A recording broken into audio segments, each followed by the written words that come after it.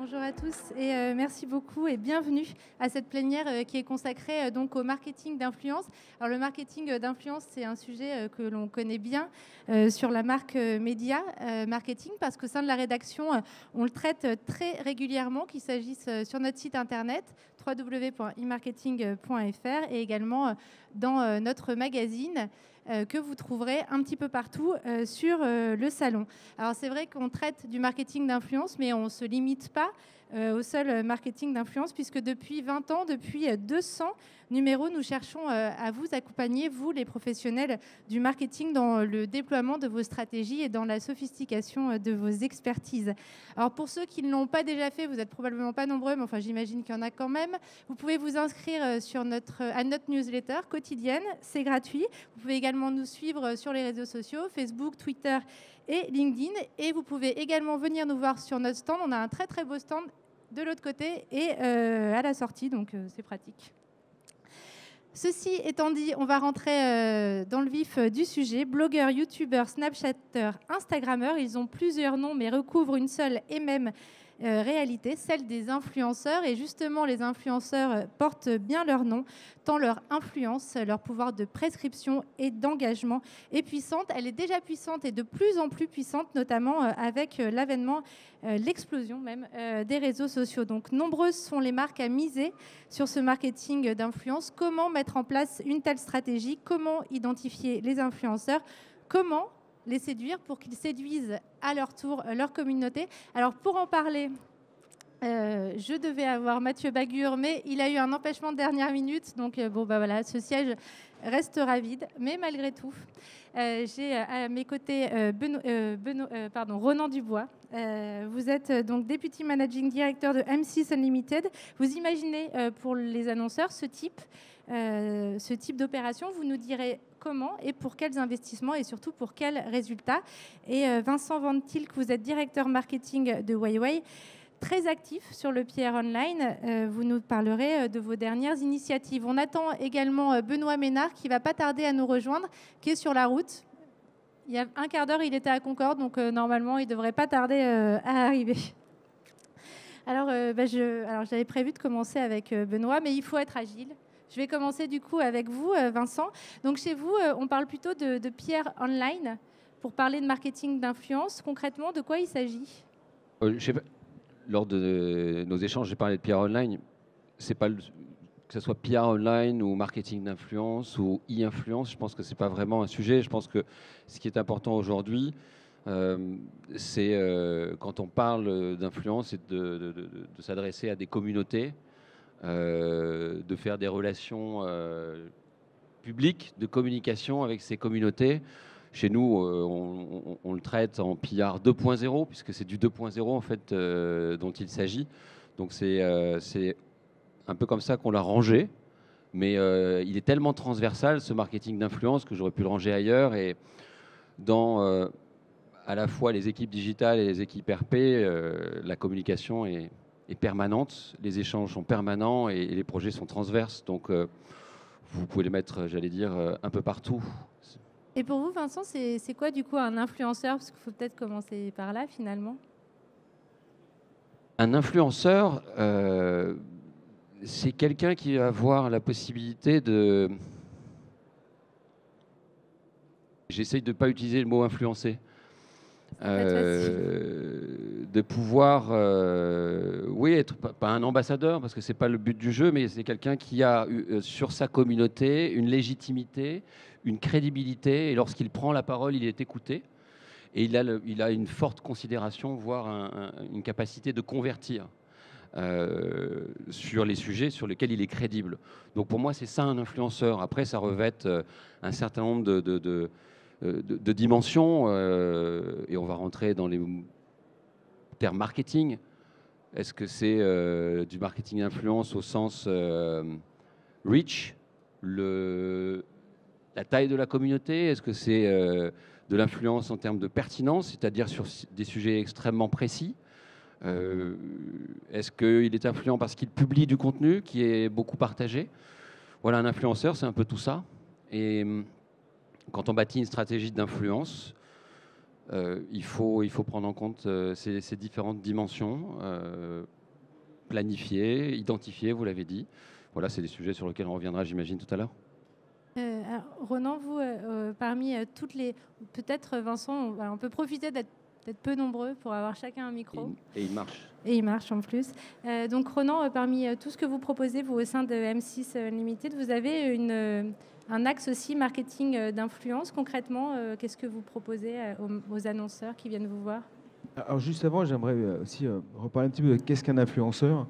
Un influenceur, bien entendu, c'est tout ce qu'a dit Vincent, mais c'est un petit peu le l'égérie 2.0 qui existe depuis de nombreuses années, où de nombreuses marques endorsent des gens connus pour leur image, pour leur crédibilité, pour leur légitimité sur un sujet.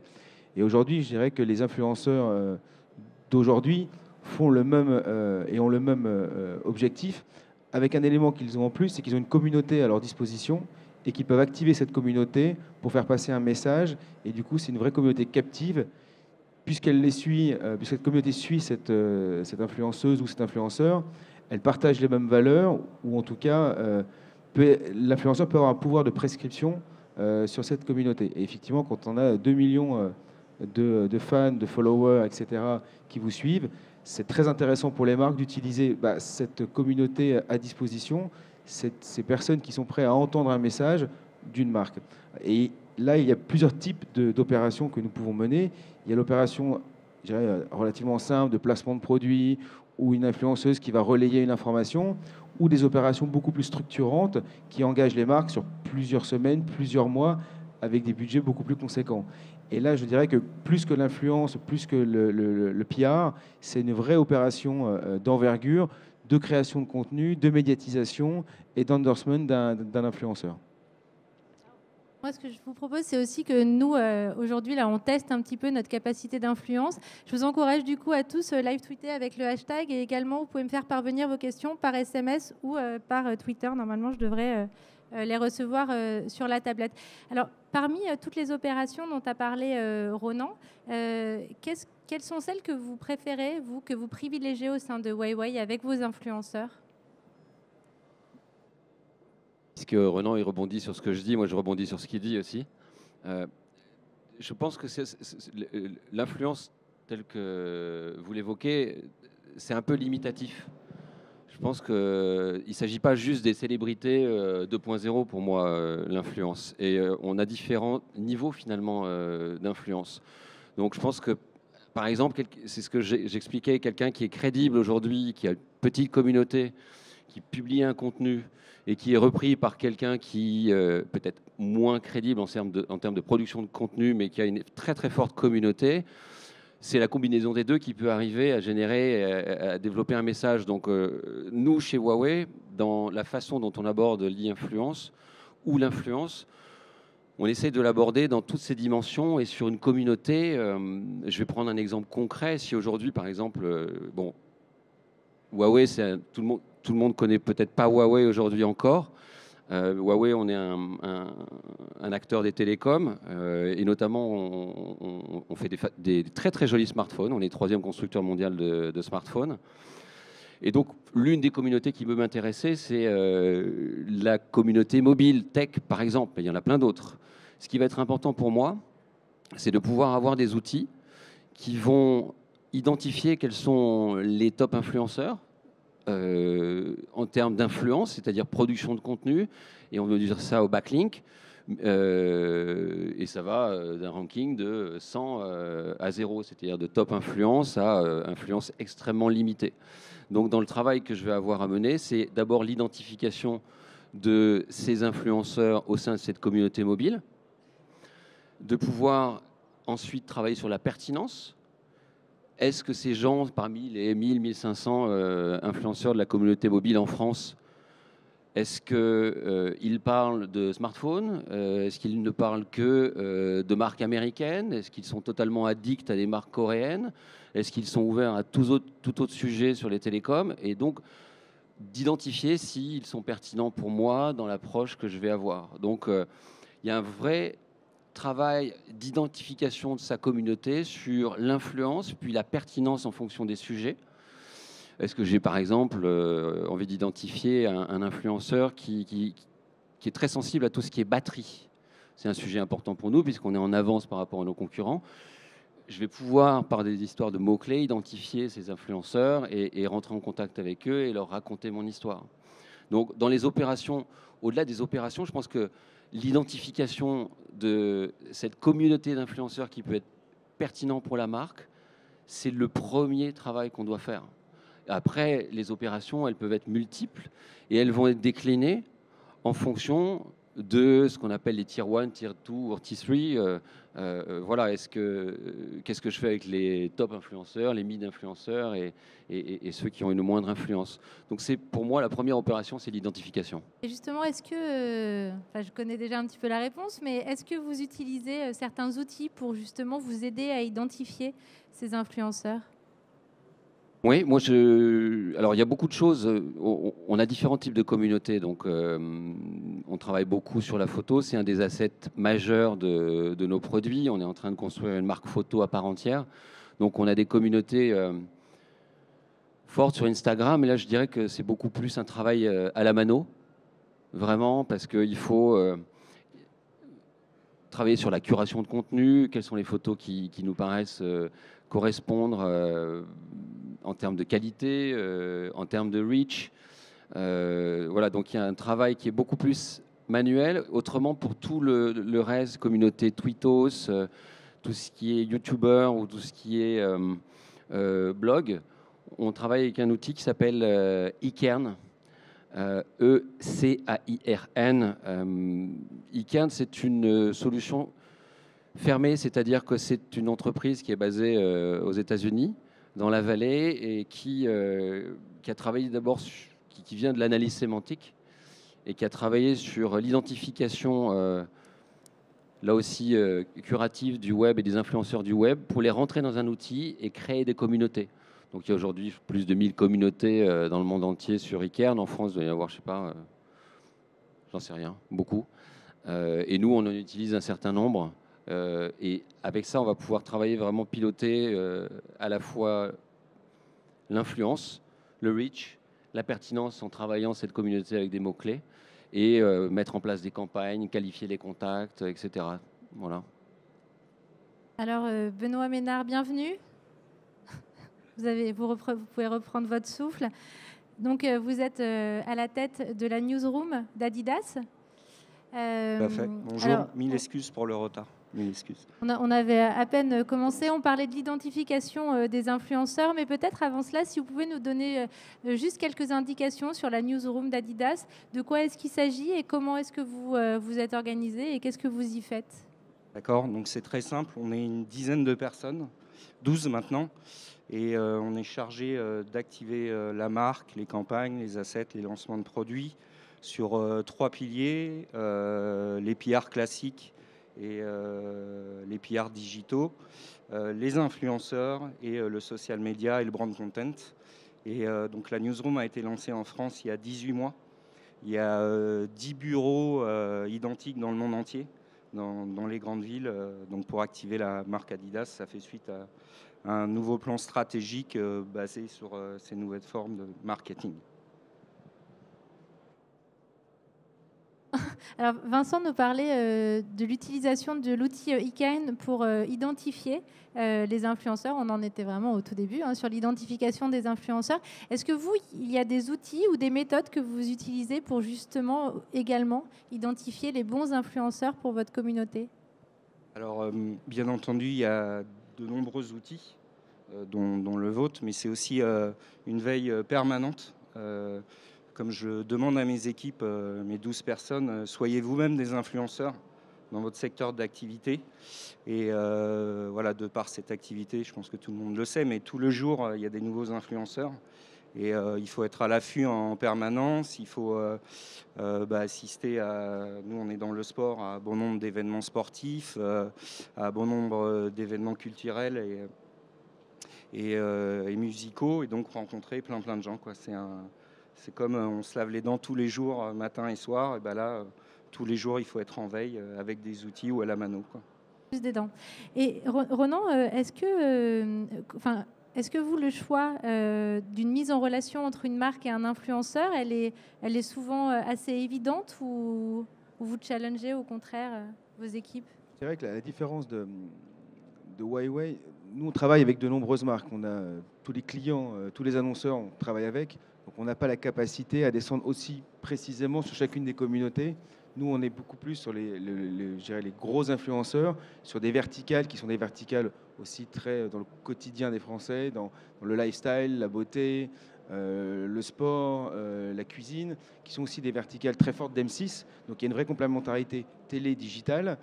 Et nous, lorsqu'on a un brief, pour que ce soit pour une marque de cosmétiques, une marque, un distributeur sur le web, on va répondre à une problématique et se dire quel est l'influenceur, quel est le dispositif le plus adéquat à la problématique du client.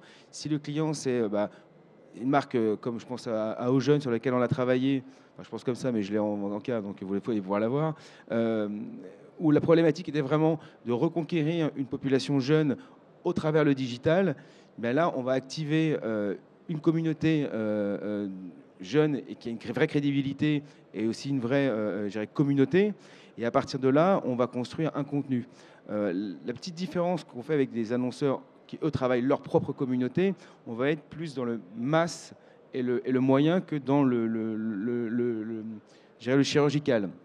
Et à partir de là, nous, on a un vrai triptyque, c'est-à-dire qu'il nous faut un influenceur, mais l'influenceur seul, il a une communauté, mais il faut un contenu de qualité, et il faut surtout aussi une distribution. C'est-à-dire que si on n'a pas les trois, ça peut fonctionner, mais ça fonctionnera vraiment au top si on a cette adéquation entre un message, quelqu'un qui va porter ce message, et une communauté qui va le recevoir.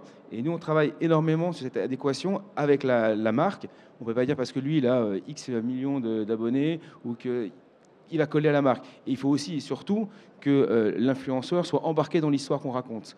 Aujourd'hui, ils ont aussi leur propre vision. Et s'ils ne partagent pas les valeurs d'une marque, ils peuvent aussi dire bah non, moi ça ne m'intéresse pas. Donc il y a un vrai travail en commun qui est fait avec eux dans l'écriture. Nous, on a la chance d'y avoir créé il y a quelques années Golden Moustache chez M6, qui est aujourd'hui le Golden Network, qui est l'association de plusieurs MCN, donc le Multi-Channel Network, qui sont des grosses communautés avec des verticales très puissantes. Donc il y a Golden Moustache qui est plutôt sur l'humour, on a Rose Carpet, bloguiste, et on utilise ces communautés qui sont aussi là l'association de plusieurs influenceurs pour être encore plus puissants. Mais après, on peut aussi endorser uniquement une Enjoy Phoenix, une Oria ou une Sananas, etc. Donc on a tout un panel, je dirais, d'influenceurs qui sont plus ou moins gros, parce que de toute manière, ça ne sert à rien pour certains messages d'avoir le top, mais être plus précis parce que cette personne-là aura une communauté très fidèle et dont le message qu'elle portera sera vraiment écouté. J'ai une question de Florent Lemoine.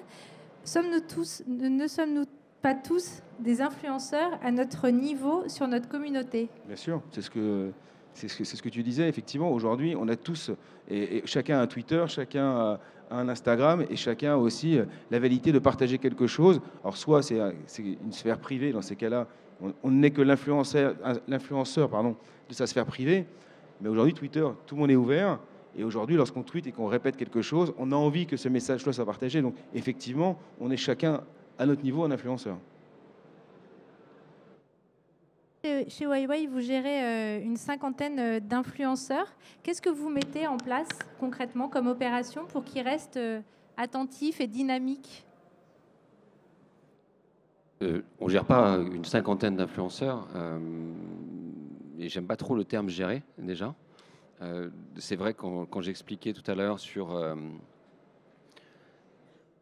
cette segmentation qu'on fait ou cette pyramide, plus on s'approche du haut, plus les influenceurs sont importants et plus dans notre traitement on va avoir de relations quasi, non pas quotidiennes, mais assez régulières. Et dans la manière dont on fonctionne avec ces personnes-là, beaucoup chez nous, ce qu'on essaye d'abord, c'est de créer de l'organique.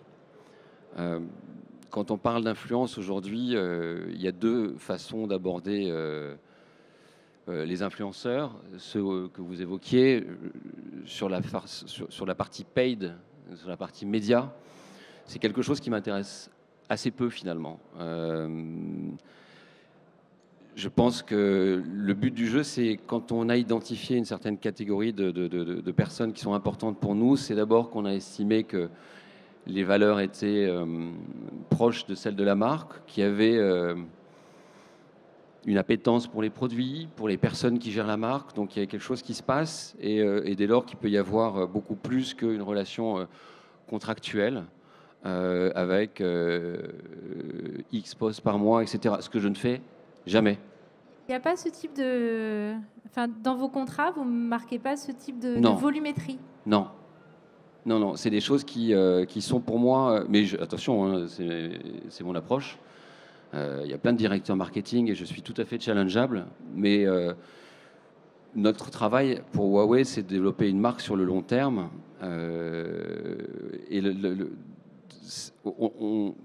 pour sortir un peu du cadre, on n'a pas les mêmes moyens que les deux gros derrière lesquels on est. Et notre approche est beaucoup plus sur un marketing intelligent et sur la durée. L'idée, c'est vraiment de créer une relation pertinente avec le marché, donc pertinente au travers des communautés. Et l'idée, c'est beaucoup plus de créer de la relation, créer du contenu avec ces personnes-là et d'encadrer, bien sûr, de façon contractuelle, la création de ces contenus avec des personnes de niveaux d'influence différents. Mais à aucun moment de dire tu me dois 2 postes, où t'en es, c'est pas le sujet. Et notamment, je pense que ce qui est assez important pour nous, c'est de ne pas voir 15 jours après un poste éventuellement. Hein, ça peut pas se faire chez nous, mais avec un autre produit, alors que 15 jours avant, c'était avec nous. C'est pas possible dans la relation qu'on essaye de créer. Et pour ça, il faut vraiment que nos influenceurs aiment nos produits, aiment la marque et les utilisent, soient d'abord des utilisateurs. Je pense que ça, c'est quelque chose de vraiment important. Oui, mais du coup, alors c'est quoi? C'est des accords tacites d'exclusivité? Enfin, des... Bah, alors, nous, effectivement, on ne met pas d'accord d'exclusivité. Donc, on essaye vraiment de travailler de façon la plus pertinente et ça prend vachement de temps. Mais ça veut dire aussi qu'on crée les conditions pour que ça se passe au mieux. Vincent, j'ai envie de montrer un cas qui va te permettre de challenger qu'on a fait avec Je m'aime Maybelline. Ça fait 3 ans qu'on travaille avec eux. 89% à peu près des vidéos sont naturelles et organiques, donc il n'y a pas de paid. Et alors, à la régie, est-ce que vous pouvez mettre le cas Maybelline?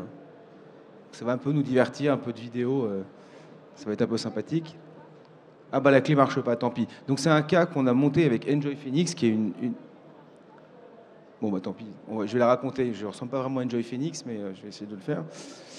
L'idée, c'est de créer avec Jemay du contenu. C'est une émission de télé sur le web qui est hebdomadaire. Donc on en fait une 50aine par an, qui dure à peu près 10 minutes, dans lequel Enjoy parle des produits, essaye les produits, invite ses copines. Donc c'est vraiment pour une cible 15, 12, 20 ans, on va dire. Il n'y a pas de médias du tout. C'est juste de la production de contenu. Ça fait 3 ans. On commence la 3e saison. Donc on a plus d'une centaine de vidéos. On a plus de pratiquement 20 millions de vidéos vues. Et dans ces 20 millions de vidéos vues, on en a acheté peut-être 10%. Le reste, c'est vraiment avec des taux de complétion pour des vidéos de 10 minutes, entre 6 et 7 minutes, quoi. Donc, qui est assez colossal, dans lequel, en fait, on ne voit que les produits Jemay. Et il y a une vraie relation qui s'est construite entre Jemay et Enjoy. Et nous, on est vraiment là, on produit, on est l'entremetteur entre le groupe L'Oréal et Jemay. Et j'en veux pour preuve, à ce même endroit-là, il y a 10 jours, il y avait le Video City Paris, qui est le salon des youtubeurs. Donc là, il y a vraiment toutes les communautés, et quel que soit, je dirais, leur style, s'ils travaillent avec M6, Canal+, Webedia, tout le monde était là, en fait. C'est vraiment la grande messe. Et il y avait un stand Jemay où elle est venue naturellement faire des selfies, parce que la grosse demande quand même des plus jeunes, c'est le selfie avec Squeezie, le selfie avec Cyprien. Et il y avait 18 000 gamins sur 3 jours qui sont venus parce que cette communauté-là, les youtubeurs, si on peut les appeler comme ça, j'aime pas trop les appeler comme ça, moi. En tout cas, ces influenceurs-là sont très proches. Et la relation qu'on a construite avec Enjoy n'est pas du tout autour du paid. Et bien entendu, je pense que c'est... Et là, là, je te rejoins, c'est le rêve de tout le monde de ne pas avoir à payer. Mais à un moment donné, il y a un petit coup pour faire décoller. Et après, il y a une relation effectivement contractuelle parce que là, L'Oréal n'a pas non plus envie que 2 jours après, elle aille faire la promotion d'un produit d'une marque concurrente. Mais là, on est plus dans la construction à long terme d'un endorsement aussi d'un YouTuber. On dit la même chose, hein. Moi, pour le coup, quand je dis paid, je pense à tout ce qu'on voit sur l'e-influence et l'utilisation des influenceurs avec un gros reach auquel on achèterait des posts. Et il y a beaucoup aujourd'hui de ce genre de méthode. Mais donc sur la production de contenu, c'est exactement là où je mets les moyens. Et c'est pas ce que j'appelle du paid. Voilà. Et Benoît, donc j'imagine quand même l'objectif de tout le monde, hein, c'est quand même d'avoir des relations sur le long terme avec ces influenceurs, avec de l'exclusivité tacite.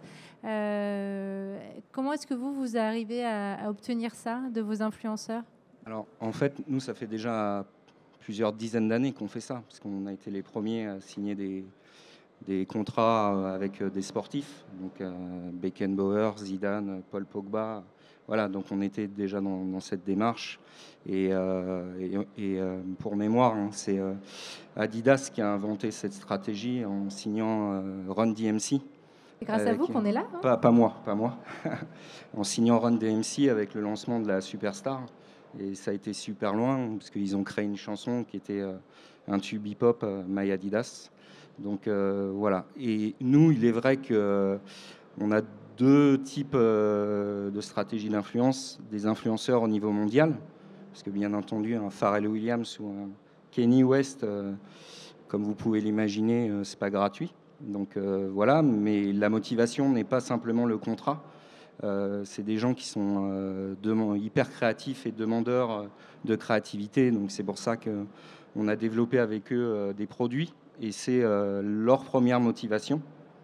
Et ça, c'est en lien avec notre stratégie open source, qui est de s'ouvrir sur l'extérieur, que ce soit de la production industrielle, que ce soit de la production de produits, ou que ce soit de la production de campagnes de communication. Donc voilà. Et après, au niveau local, tout ce qui a été dit ici est vrai. Je pense qu'il n'y a pas de règles, il n'y a pas de choses établies comme dans l'achat d'espace classique.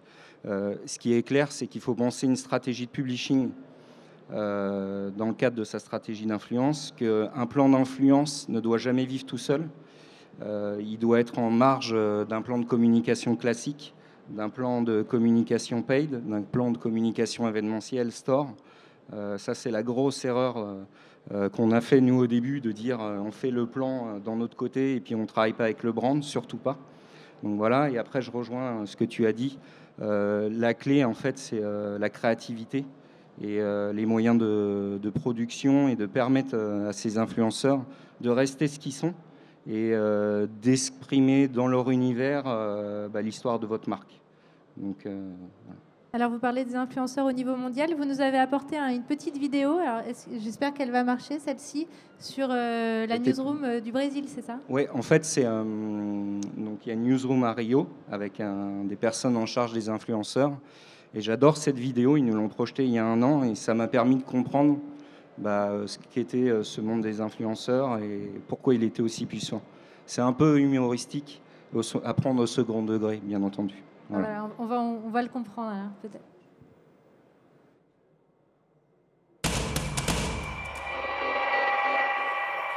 Ninguém liga traz as suas. Sim, as suas. Você. Isso, você. Ninguém liga pro que você posta. Ninguém vê.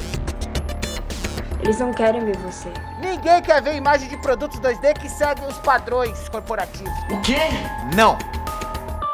Eles querem me ver. O que eu tô fazendo. O que eu tô dizendo. O que estou vestindo. Eu. As pessoas não chamam a gente de influenciadores por nada. A Adidas tem quase 13 milhões de seguidores no Instagram. E daí eu tenho 18 milhões. A Adidas Brasil tem 1.200.000. Tenho 4 milhões. Ah, mas peraí, o Game Day Plus deu mais de 1 milhão de views no YouTube. Esse sou eu e meus amigos tentando acertar uma bola na trave.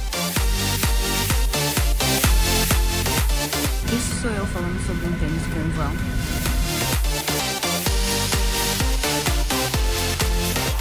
sou eu dançando com minhas amigas.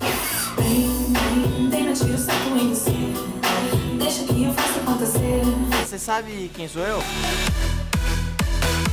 Você deveria. Porque as pessoas que você procura... Eles estão me seguindo. Não você. Olha pra mim. Para mim. Sacou? Voilà, donc il s'adressait à Adidas. Hein. Donc c'est humoristique, mais c'est une leçon d'humilité et ça illustre bien notre stratégie de s'ouvrir sur l'extérieur et de considérer en fait que tous ces gens font mieux le job que nous. Et donc c'est pour ça qu'on est vraiment dans une collaboration avec eux, on est plein d'humilité, on les écoute, on leur donne les moyens. Et c'est un travail voilà, du quotidien. Il y a une question intéressante de SMS 110. Comment transformer des détracteurs en influenceurs positifs pour la marque? Est-ce que vous avez également ce type de stratégie? J'ai un exemple. Pendant l'Euro 2016, je ne sais pas si vous vous souvenez de ce match, c'était un match cauchemardesque. Il y avait le maillot d'un de nos concurrents qui s'était déchiré. Vous ne l'avez pas vu, mais il y avait un ballon qui avait éclaté. Et il pleuvait et nos joueurs chaussés en crampons Adidas glissaient. Et donc, il y a quelqu'un sur notre plateforme qui a commencé à dire, je ne sais plus quelle était la phrase, mais c'était assez drôle en disant avec les crampons de nos concurrents, on marque, parce que c'était un joueur d'une autre marque qui avait marqué, et Pogba ne fait que glisser ou du patin à glace. Et on lui a répondu tout de suite et on lui a dit, donne-nous ta pointure, et puis on va t'envoyer toute la gamme, et tu vas la tester et tu verras que c'était un concours de circonstances.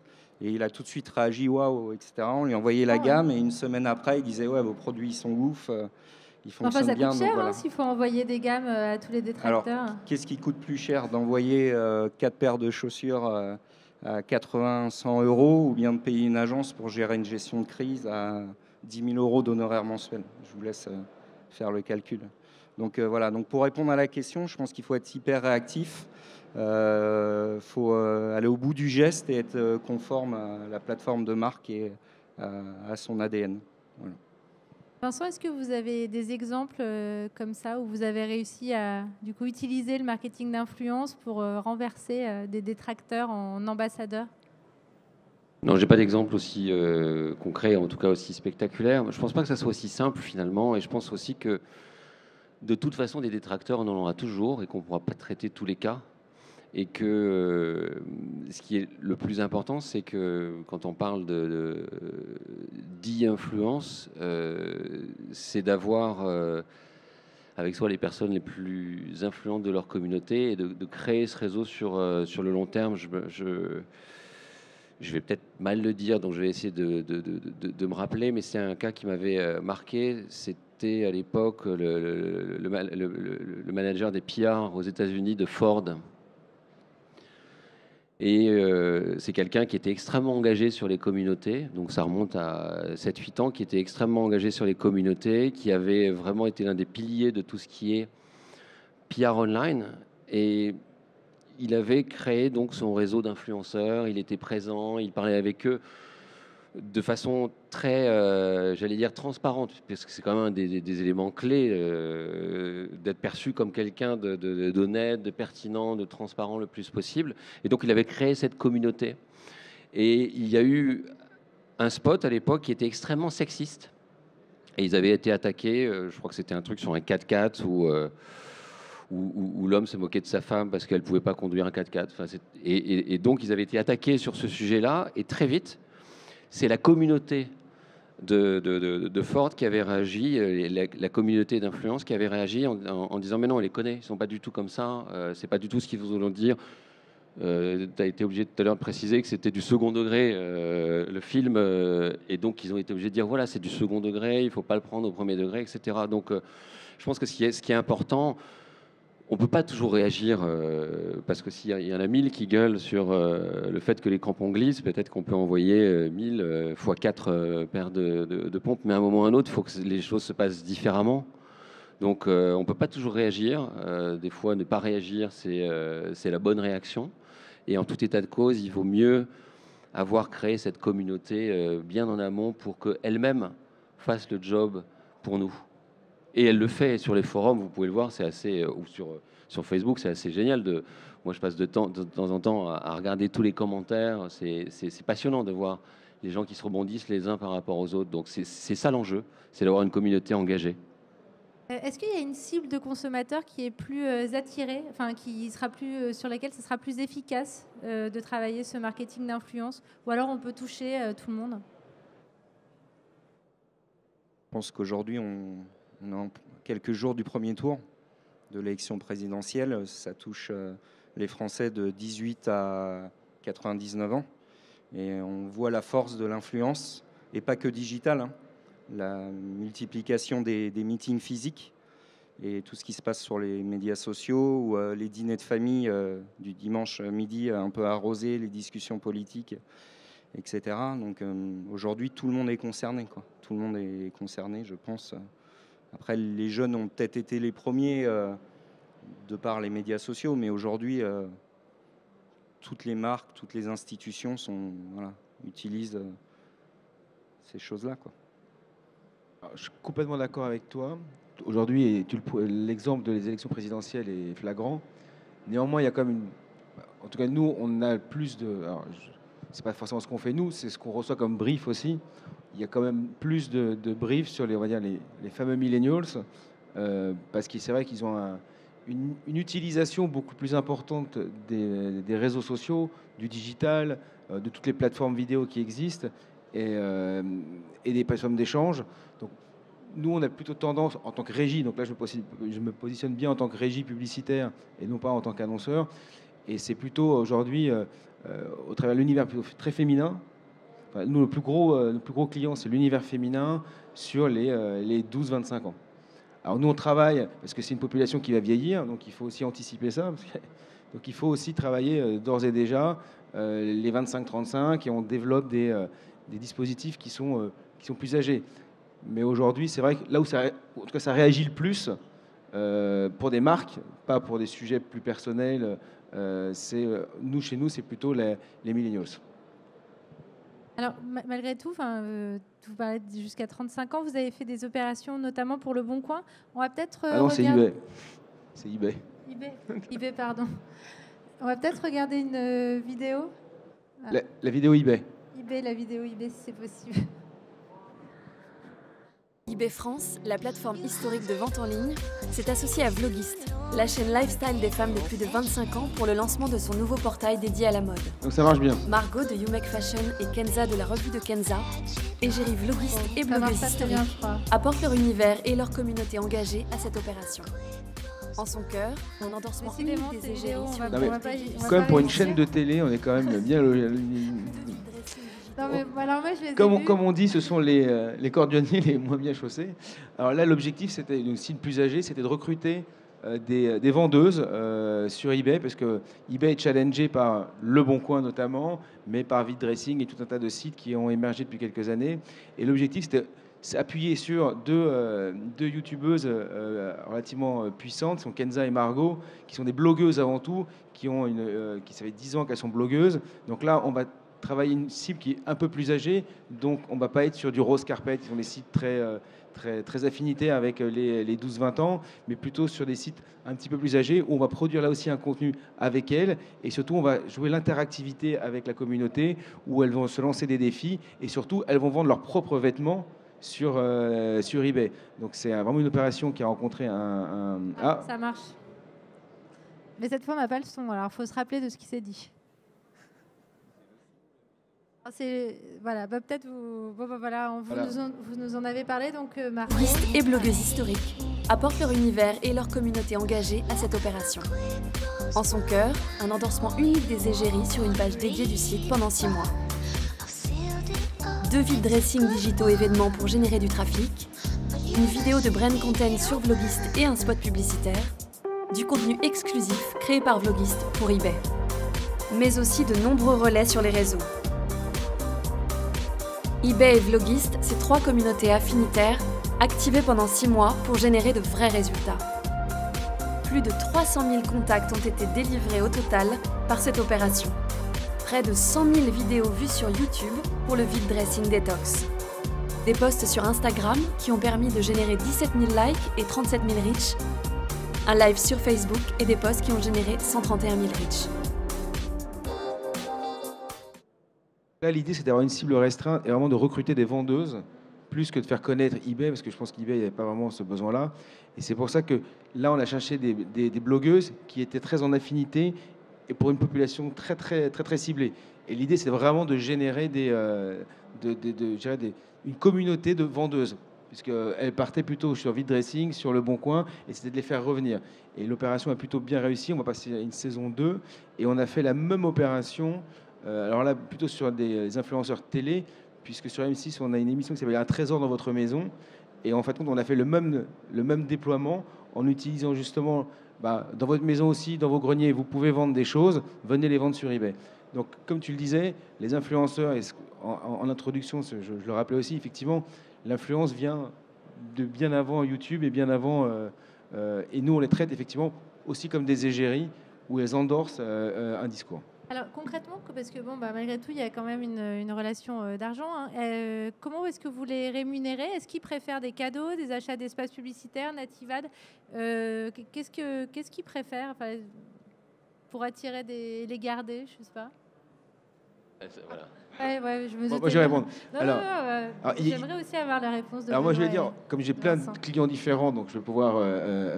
on a des opérations où c'est du placement de produits. Et en fonction des produits aussi, le simple fait de lui envoyer fonctionne. Mais là, on est vraiment sur les opérations one-shot, on les invite à une avant-première. Donc là, on les active de manière vraiment dans l'entertainment. Mais les opérations comme ça, elles ont des cachets pour une prestation qu'elles réalisent et l'utilisation ou pas d'ailleurs de leur communauté. Oui. Et donc là, on se parle bien d'argent. Vincent. Il y a différentes façons. Nous, ce qu'on rémunère, c'est la création de contenu.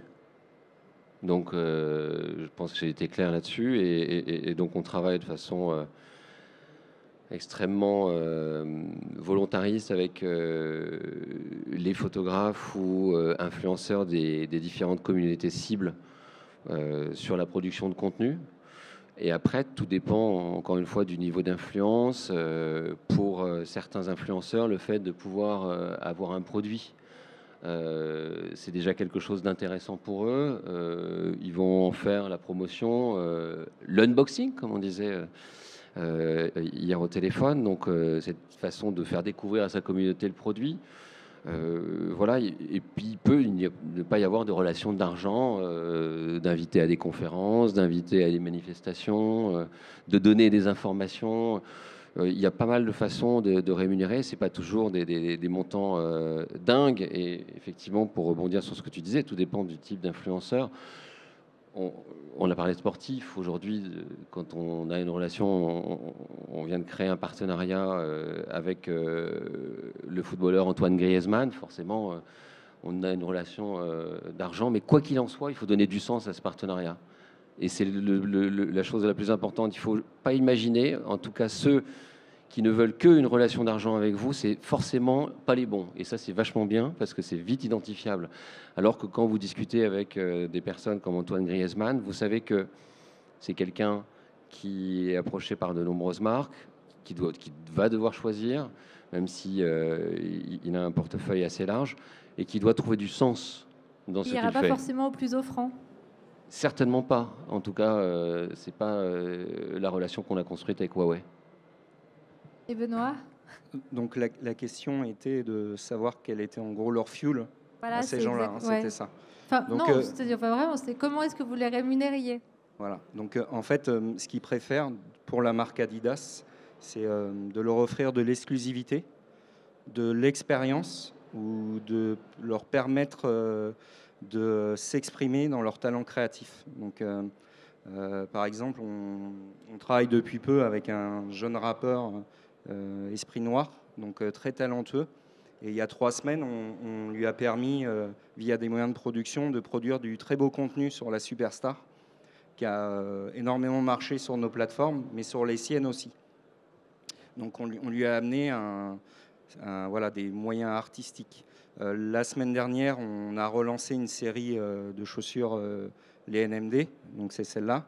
On a fait, c'était il y a 10 jours, une expérience dans les anciens locaux de Libération, où en exclusivité, 150 influenceurs Happy Few vivaient un safari urbain dans ces locaux qui était instagrammable, où on avait transformé en énorme studio photo avec plein d'expériences. Et là, on les a juste fait venir, on les a pas rémunérés, et ils ont produit, ils ont adoré, et ils nous en redemandent.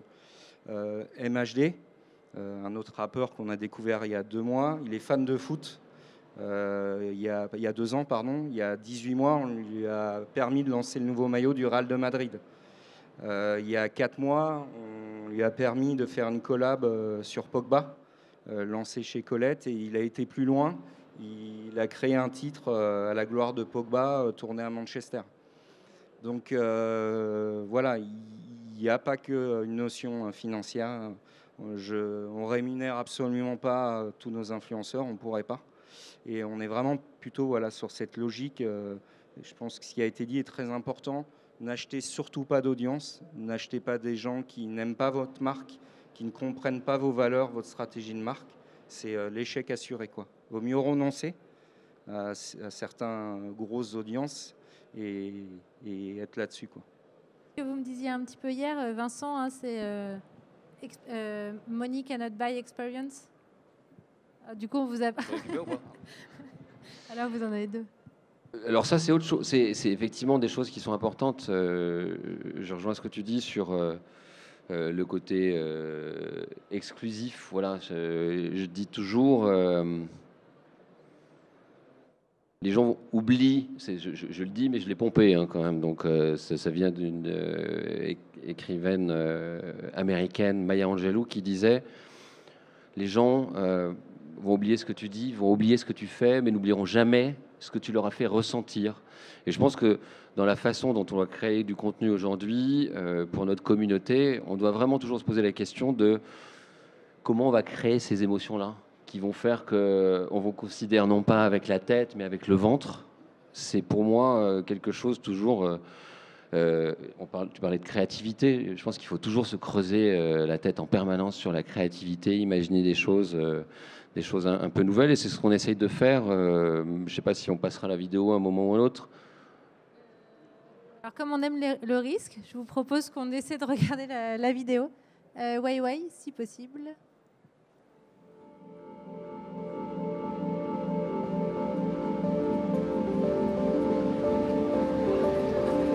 Ce n'est pas que moi, alors.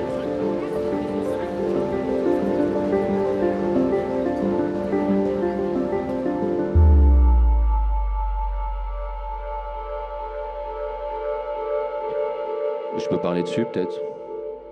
En fait, on est partenaire de Paris Photo. On a exposé dans un cadre digital un certain nombre justement de photographes influents pour lesquels on a rémunéré pour la création de contenu. Certains sont partis assez loin pour nous rapporter des images assez fantastiques.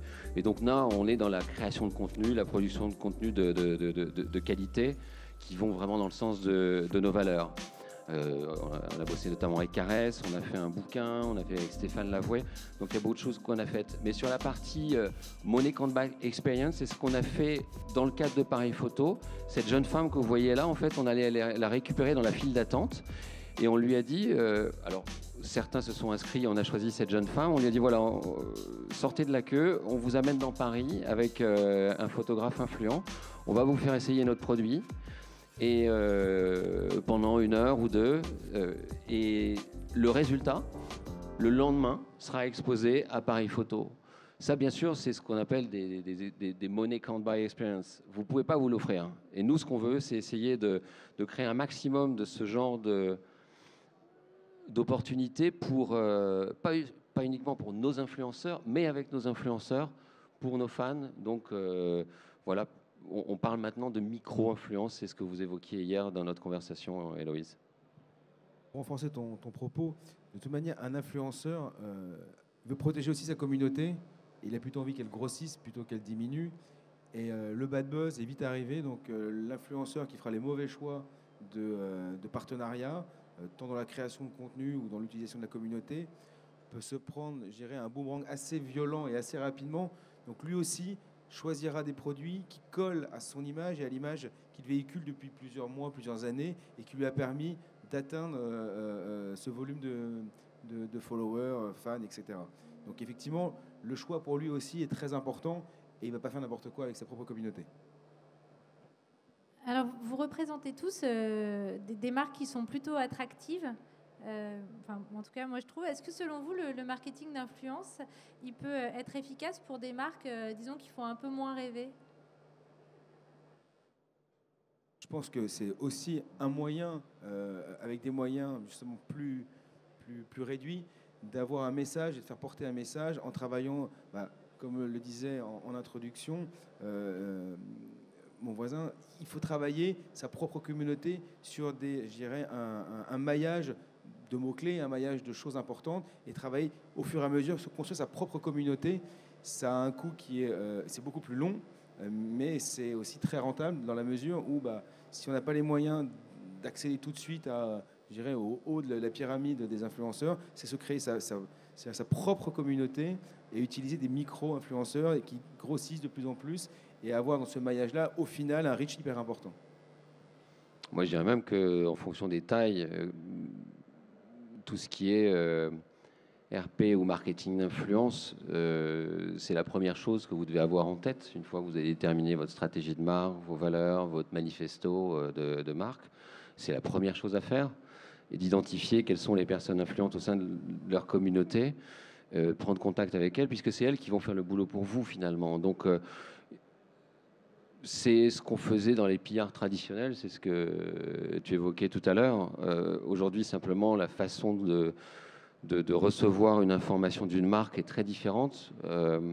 Les consommateurs sont beaucoup plus avertis, nous challengent beaucoup plus, ne nous passent rien.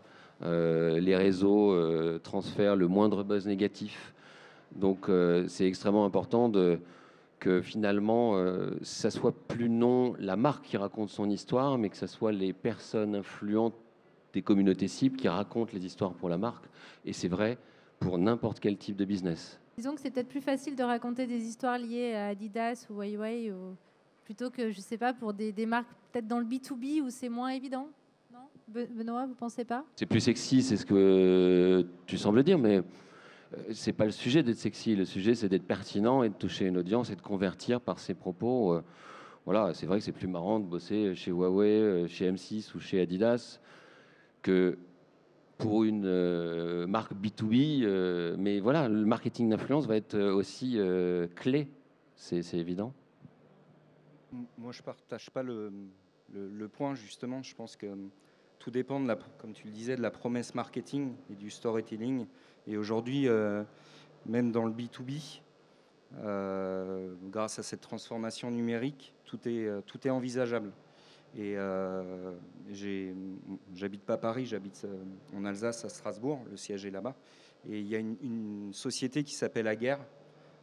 Aguerre, à la base, c'est des disjoncteurs électriques. Il n'y a rien de plus chiant sur le papier. Et je les ai rencontrés, on a discuté. Et en fait, ils sont en pleine mutation.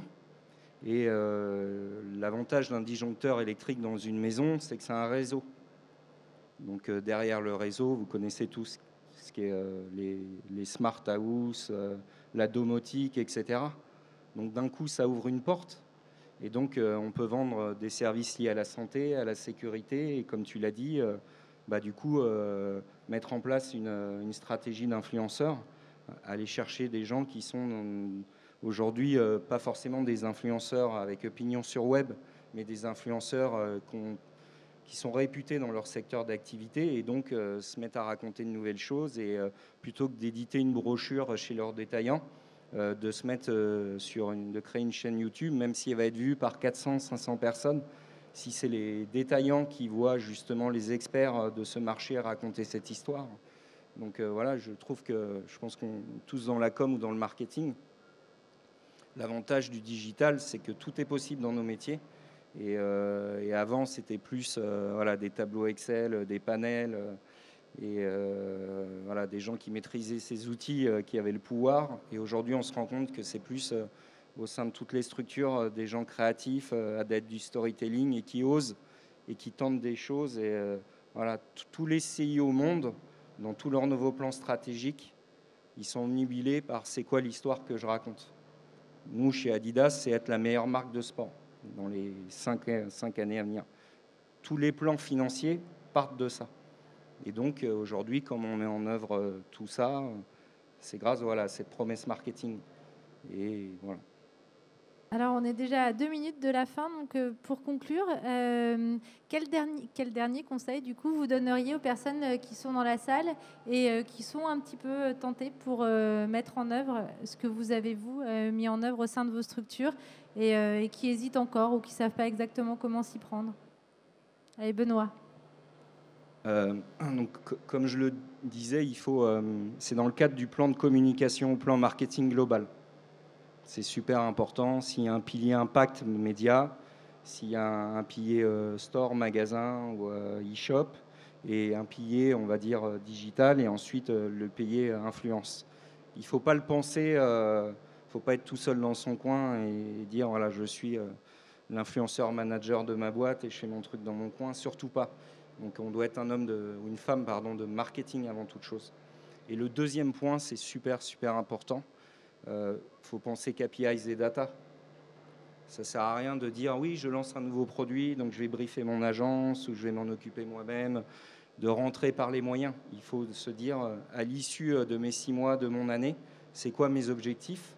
Et c'est très simple, hein, c'est reach, shareability, nombre de clippings, je veux faire une émission de télé avec cet influenceur, je veux aller gagner un prix marketing. Donc il faut se fixer des objectifs très factuels comme ça. Et après, il faut un seul et unique gros objectif. Il ne faut pas que le plan d'influence fasse papa-maman et voilà, souvent on se dit il faut que je drive du monde dans mon magasin, il faut que je vende des produits, il faut que je sois la marque la plus visible. Il faut en choisir un et unique. Et voilà, et comme n'importe quel plan marketing aujourd'hui, il faut de la professionnalisation, donc poser un plan dans le cadre d'un plan, des datas, voilà, et après test and learn, tenter. Nous on s'est vautré, vous ne pouvez pas savoir le nombre de fois où on a eu honte de ce qu'on a fait, mais la fois d'après, on a appris avec les influenceurs et on a fait mieux. Donc voilà, mais très modestement. Voilà. Vincent ? Moi, je pense qu'il a mangé les 2 minutes. Mais c'était justement... Il y a une tolérance, C'était très pertinent. Et donc, je ne peux que souscrire à ce que tu viens de dire, même si je pense que chaque personne ici dans cette audience est dans des boîtes de taille différentes et que tout le monde n'a pas 10 personnes dans sa newsroom. Donc il y a tout un tas de choses qu'on pourra faire et d'autres qu'on ne pourra pas faire. Moi, la seule chose que je dis, au-delà de planifier, identifier, c'est le terme pour moi, c'est pertinent. Soyez pertinent dans votre approche en permanence. Soyez vrai et pertinent. Et Ronan ? Avant tout, il ne faut pas oublier l'objectif. C'est pour moi le principal. Il ne faut pas se perdre dans les moyens, mais où est-ce que je veux aller? Une fois que je sais bien comment aller, c'est casser les silos et travailler, comme tu le disais, avec tout le monde, parce qu'aujourd'hui, le digital est partout, que ce soit dans le commerce, que ce soit sur le terrain. Il y a du digital partout et donc de l'influence potentielle partout. Donc c'est l'objectif, casser les silos, et à partir de là, c'est avoir une vraie stratégie qui permet d'atteindre cet objectif-là. C'est un peu bateau, je dirais, mais si on oublie l'objectif en cours de route, on est sûr de se planter. Merci beaucoup à tous les trois. Merci beaucoup à vous tous. Je vous encourage à aller sur le site de Weiwei Photo Academy, qui est vraiment superbe et qui montre bien les résultats d'un marketing d'influence réussi. Merci beaucoup encore à tous les trois et très bonne fin de salon à tous.